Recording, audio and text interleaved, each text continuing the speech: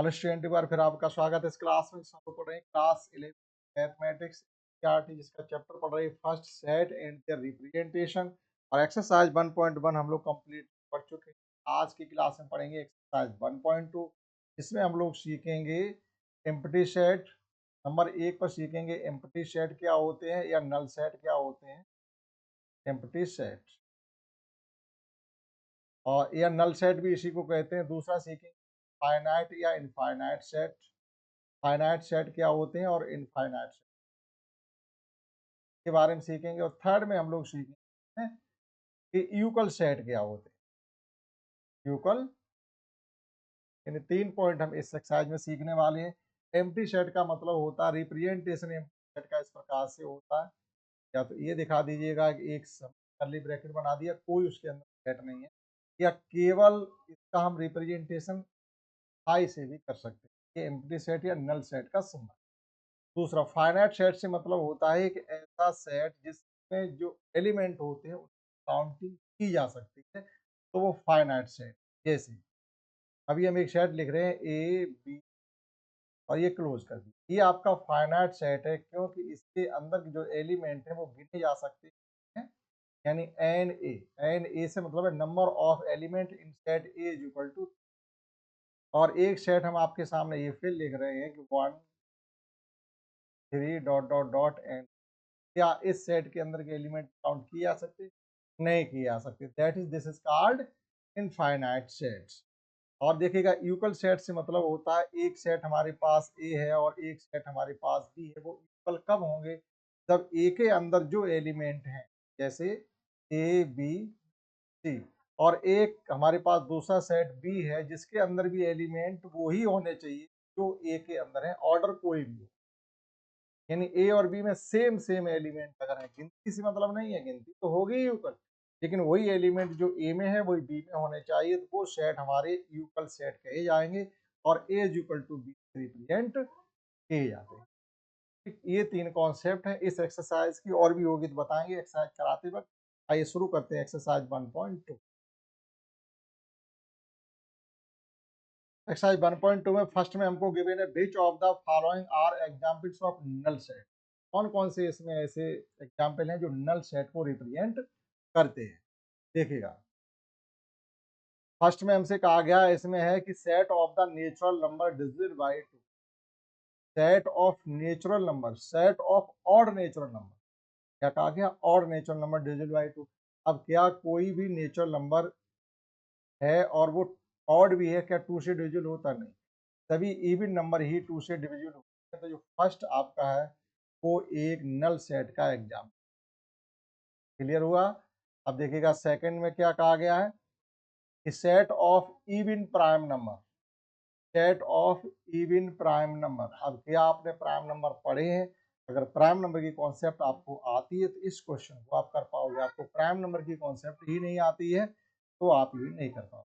सभी prime number odd ही होते हैं, यानी जो भी प्राइम नंबर हैं ऑड ही होंगे सिवाय 2 के।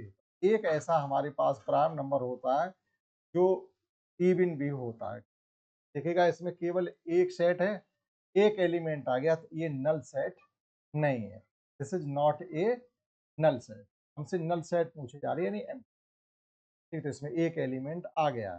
ठीक है, इवन प्राइम नंबर एक ऐसा 2 है जो प्राइम नंबर भी है इवन। अदर देन अब जितने भी प्राइम नंबर आपके होंगे वो सभी ऑड होंगे, not divisible by 2। Prime number के हम कॉन्सेप्ट आगे अभी नहीं बताएंगे क्योंकि तो आपको सेट पढ़ा रहे ना कि प्राइम नंबर। और देखिएगा इसमें थर्ड में कहा गया x is a natural number. इस प्रकार से है कि वो एक्स 5 से तो लेस देन है एंड 7 से ग्रेटर देन। अब आपके पास कोई ऐसा नेचुरल नंबर है जो 5 से कम हो। 5 से कम है हमारे पास 1 2 3 4, और मोर देन 7 हो, 7 8 9, तो क्या कोई नंबर कॉमन आ रहा है इसमें? नहीं आ रहा। तो ये आपका एक नल सेट का एग्जाम हो गया, नल सेट का एग्जाम। इसी प्रकार से 4 में है इसमें कि y is such that point common of any two parallel lines। Parallel lines कब कही जाती हैं? जब ऐसी दो लाइंस जिन पर कभी आपस में नहीं करती, कभी मीट नहीं करती, सीधी सी बात है, उनमें कोई भी कॉमन पॉइंट आपको कभी मिलेगा नहीं, ये भी आपका एक नल सेट का एग्जाम्पल हो गया। ठीक, तो फर्स्ट क्वेश्चन को आप समझ पाए होंगे। Second, second in which we have given that column set are finite और इनफाइनाइट। केवल आपको यहाँ पर ये बताना है कि जो सेट हैं वो फाइनाइट सेट हैं या इनफाइनाइट सेट, यानी उनके अंदर के एलिमेंट हम काउंट कर सकते हैं या नहीं कर सकते। देखो फर्स्ट में देखिए set of the month of the year. ठीक, तो set of the month of the year, अगर एक महीने, एक वर्ष के जो महीने होते हैं उनको सेट के अंदर हम लिखेंगे तो कितने एलिमेंट आपको मिलेंगे, जनवरी से लेकर दिसंबर तक, यानी एन ए इक्वल टू कितना हो जाएगा, 12। अर्थात ये सेट कैसा हो गया हमारा, फाइनाइट। ये फाइनाइट सेट का एग्जाम्पल। सेकंड देखिएगा, यहाँ पर डॉट डॉट डॉट लगा हुआ है, इसका मतलब इसके अंदर अनगिनत एलिमेंट हैं और वो की काउंट नहीं किए जा सकते हैं। तो ये जो सेट आपका ए एन ए होगा, इसके एलिमेंट गिने नहीं जा सकते, तो ये हो गया आपका इनफाइनाइट। ठीक, इसमें कोई कैलकुलेशन नहीं, केवल देख के बताया जा सकता है। इसी प्रकार से थर्ड देखिएगा, सीधी सी बात है, इसमें आपको कितने एलिमेंट दिख रहे हैं, एन इज इक्वल टू दिख रहा है 100। इसमें 100 एलिमेंट है, 1 से लेकर 100 तक काउंट है, 100 एलिमेंट हो गई, तो ये आपका हो गया है फाइनाइट। फाइनाइट। इसी प्रकार से देखिएगा फोर्थ है, set of the positive integer greater than 100। अब positive integer greater than 100 infinite set हो जाएगा। ग्रेटर देन 100 से तो बड़ी बहुत से पॉजिटिव इंटीजर हैं जो कि काउंट भी नहीं किया जा सकते, तो ये हो गया आपका इनफाइनाइट, इनफाइनाइट सेट। और इसी प्रकार से फिफ्थ है the set of the prime number less than 90। Prime number less than 99 गिने जा सकते हैं जो कि 25 होंगे। ठीक, तो ये आपका हो गया है फाइनाइट सेट का एग्जाम, आपका फाइनाइट सेट का एग्जाम। तो केवल आपको सवाल लिखना है, उसके सामने लिखने का फाइनाइट है कि समझते हैं। नेक्स्ट क्वेश्चन 3 और थर्ड समझिएगा, जिसमें हमको गिवन है विच गेट बेहतर each of the following sets are. ये क्वेश्चन सेकंड और थर्ड है, हमको यहाँ पर भी यही बताना है कि आपको ये आपके फाइनाइट सेट में आ जाता है या इनफाइनाइट। इसे फर्स्ट में कहा गया है the set of the lines which are parallel to X, set of lines which are parallel to X. अब एक्स एक्सिस के पैरेलल जाने वाली लाइनों सेट है, ये आपकी एक्स एक्सिस है, ये आपकी वाई एक्सिस है। एक्स एक्सिस से पैरेलल जाने वाली लाइंस आप कितनी जितनी चाहिए उतनी लाइंस को आप ड्रॉ कर दीजिएगा। तो जो set of the parallel lines line parallel to X axis है वो आपका होगा इनफाइनाइट सेट, तो आप लिखेंगे इनफाइनाइट सेट। सेकंड में कहा गया the set of the letters in English alphabet. English alphabet में कितने 26 लेटर होते हैं, तो ये आपका हो गया है फाइनाइट सेट, फाइनाइट सेट्स। और थर्ड में कहा गया set of the numbers which are multiple of 5। अब मल्टीपल क्या होता है, फैक्टर क्या होता है। ठीक है, तो फैक्टर से मतलब होता है, जैसे अगर हम 5 के फैक्टर लिखना चाहते हैं, 5 के फैक्टर लिखना चाहते हैं, फैक्टर ऑफ 5, फैक्टर ऑफ 5, तो 5 के फैक्टर केवल होंगे 1 इंटू 5, ये 5 के फैक्टर। तो फैक्टर को हम काउंट कर सकते हैं, लेकिन जब हम कहें कि आप 5 के मल्टीपल बताइएगा, now multiple of 5, multiples of 5, 5 के मल्टीपल का मतलब है 5 की टेबल। अब आप 5 की टेबल लिखना शुरू करेंगे तो कहाँ तक लिखेंगे, 5 की टेबल पे 50 पे ही खत्म थोड़ी होती है। 50 तक तो हमने अपनी जरूरत के अनुसार क्लोज कर दिया, लेकिन आप 5 की टेबल वन लिखते रहिएगा।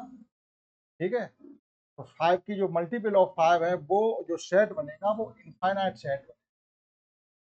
जो 5 के मल्टीपल का हम सेट बनाएंगे वो इनफाइनाइट सेट, इनफाइनाइट सेट। ठीक, इसमें अभी और भी क्वेश्चन है, आइए चलते हैं इसके सेकंड पेज पर, उस पर 2 क्वेश्चन और देखिएगा। इसमें फोर्थ में हमको गिवन है the set of the animals living on the earth. पृथ्वी पर पाए जाने वाले जो प्राणी हैं, क्या वो हम काउंट कर सकते हैं, नहीं कर सकते। ठीक, तो आप अगर कर सकते तो आप फाइनाइट लिख सकते हैं, हम तो नहीं कर सकते, तो हम इसको इनफाइनाइट ही लिखेंगे। ठीक, और इसके फिफ्थ में है the set of the circles passing through the origin. Origin से होकर जाने वाले सर्किल की काउंटिंग। अब आप ऑरिजिन से मतलब है इस प्रकार से, ये ऑरिजिन है, यहाँ से पास थ्रू कर रहे हैं, ये सेंटर नहीं है, circle passing through the origin. अब यहाँ से होकर जाने वाले सर्किल आप कितने ड्रॉ करेंगे, ठीक। तो वो कोई काउंटिंग उनकी नहीं की जा सकती। ये भी आपका हो गया इनफाइनाइट सेट का एग्जाम। ऐसे सर्किल जो सेंटर से होकर के जाएंगे वो अनकाउंटेड होंगे, ठीक है। तो इस प्रकार से क्वेश्चन थर्ड तक हमने सीख लिया। देखिएगा क्वेश्चन आपका नेक्स्ट है फोर्थ। फोर्थ में हमसे कहा जाए फॉलोइंग स्टेट। अब आपको यहाँ पर ये बताना ये जो सेट है यूकल है या अनयूकल है। तो हमने यूकल के लिए आपको बताया कि ऐसे एलिमेंट जो सेट ए में भी हो सेम एलिमेंट बी में भी हो, ठीक, तो वो सेट आपके यूकल कहे जाते हैं, कम ज्यादा नहीं। देखो एक इस element A B C D और बी में चलिएगा A B C D same है, दैट इज ये set A equal to B आपका है। इसका सेकंड देखिएगा ए में है आपके 4 8 12 16 और बी में भी है 4 8 12 16, that is set A equal to set B.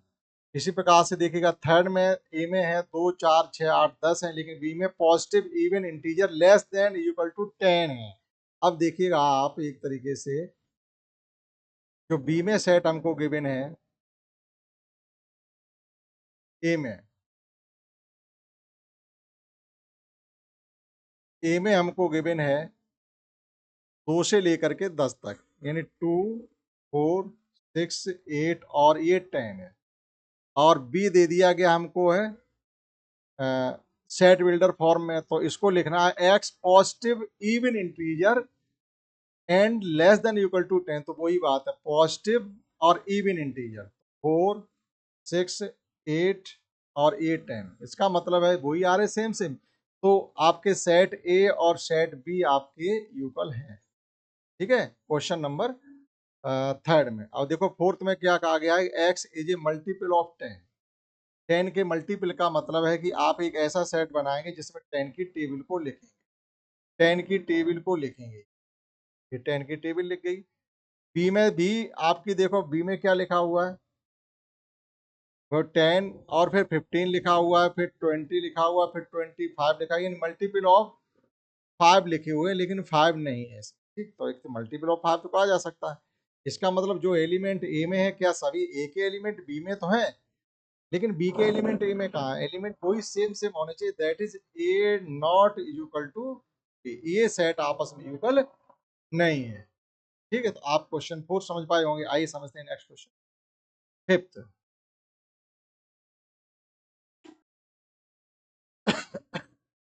और फिफ्थ में भी हमको यही बताना है कि वो सेट दोनों आपको गिवन है वो यूकल है कि नहीं है। Are the following sets pair of sets are equal, reason भी आपको गिवन करना है कि इसका रीजन क्या है कि वो यूकल है।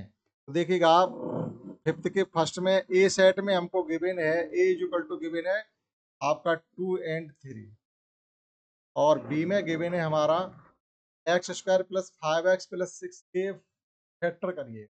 तो आपको स्प्लिटिंग बाय मिडिल टर्म आपको इसके फैक्टर करने पड़ेंगे। तो हम जब इसके फैक्टर करेंगे तो ये हो जाएगा x square plus 3x plus 2x plus 6।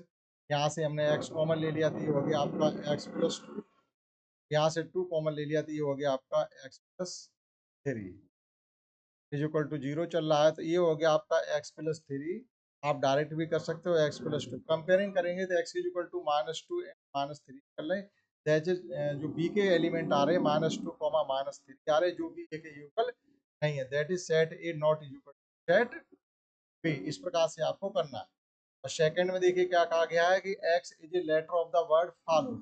तो फॉलो के हमने बना लिए सेट, एक एफ आएगा एक ओ आएगा एल आएगा और डब्ल्यू आएगा, ये फॉलो का हो गया।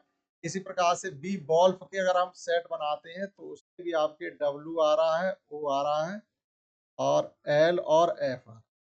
देखिएगा एलिमेंट तो सेम है, that is set A equal to set B हो जाएगा। यानी इसके फिफ्थ में फर्स्ट में तो अनइक्वल सेट है और सेकंड में, ठीक। आइए समझते हैं इस एक्सरसाइज का लास्ट क्वेश्चन।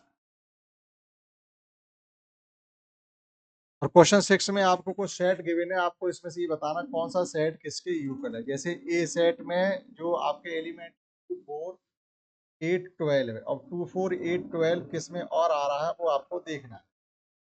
ए के यूकल कोई सेट आ रहा है 2 4 8 12 किसी में भी नहीं, ए के यूकल कोई सेट नहीं है। अब आप देखिएगा बी, बी में आ रहा है 1 2 3 4 और 1 2 3 4 डी, यानी set B equal to set D आ रहा है। और देखिएगा सी, सी किसी के यूकल है कि नहीं, सी में आ रहे हैं आपके 4 8 12 14 और ये किसी के यूकल नहीं है। इसके बाद आपका सेट आ रहा है डी, हो ही चुका यूकल ई, ई आपका जी के यूकल है, जो ई में एलिमेंट है वही जी में है। और देखिएगा एफ, एफ में आपके आ रहे हैं 0 ए और ये किसी के भी यूकल नहीं है। तो जो सेट आपके दो बचे हैं यहाँ पर, एच किसी के यूकल नहीं था, एफ किसी के यूकल नहीं था, सी किसी के यूकल नहीं था और ए किसी के यूकल नहीं था। तो जो यूकल सेट आपके केवल आए हैं वो दो हैं, बी और डी और ई और, ठीक। तो हमने कंप्लीट एक्सरसाइज 1.2 सीखी। नेक्स्ट में हम लोग सीखेंगे सबसेट क्या होता है। आशा करते हैं आपने ये सीख पाया होगा इस क्लास में। Right, that's